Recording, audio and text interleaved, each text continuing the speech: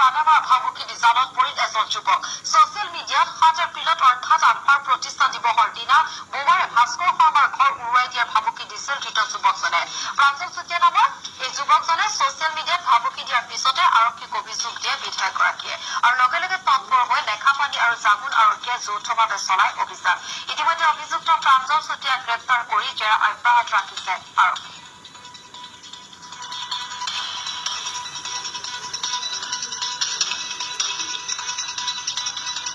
এজন যুৱক প্ৰাঞ্জল চুতীয়া যদিও তেওঁ স্বীকাৰোক্তি প্ৰদান কৰিছে যে তেওঁ একাউণ্ট হেক কৰা হৈছে তেওঁ এনেধৰণৰ কোনো ভাবুকি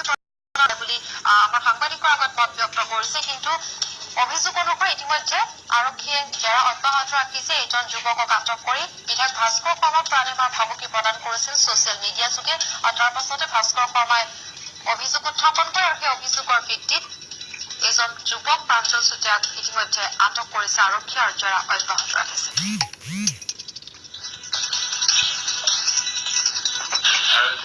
একাউণ্টৰ পৰা কি লিখিছে বৰ্তমান মই সেইটোৱে নাজানো এটা প্ৰাণসীমা আছে এটা প্ৰাঞ্জল